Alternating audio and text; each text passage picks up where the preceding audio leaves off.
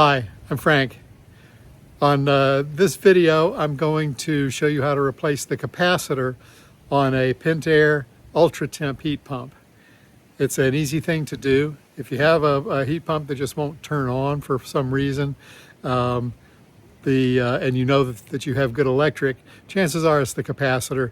It's a cheap and easy fix and something that you can do yourself. Before you start working on anything electrical with your heat pump, go to your panel, locate where your pool heater is. Mine is right here. And turn it off.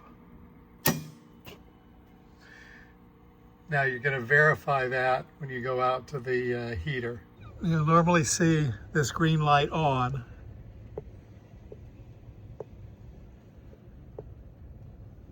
So as I try cycling it, everything is off. Now I can go ahead and take the panel off. To get to the capacitor, we need to take this section off. And there's 1, 2, 3, 4, 5,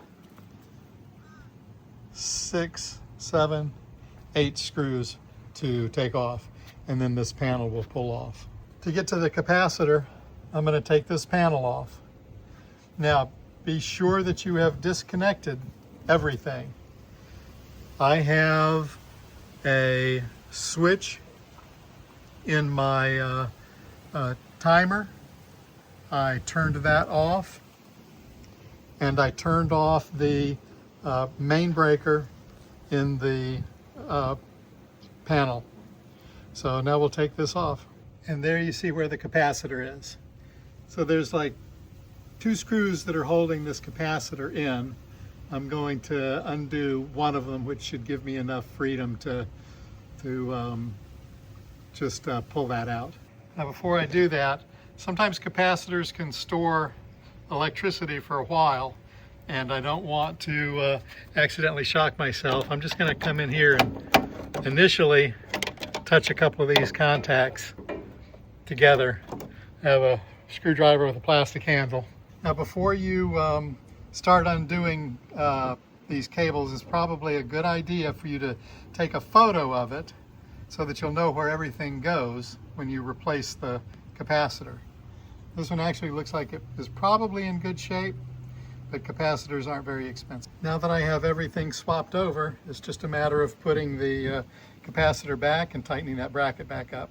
Now we're going to put this panel back on, screw that down, put the cover back on, fire everything up, and there we go.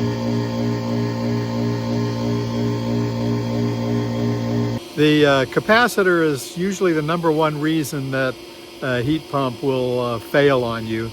And you can see that replacing that capacitor is a pretty simple task.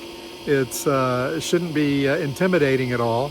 I would just make sure that you have the power off and that you jump between the contacts like I showed in this video. If you found this to be helpful to you, then I would really appreciate if you hit the like and subscribe button. It helps me a lot, and if you have any comments, give me comments. See you in the next video.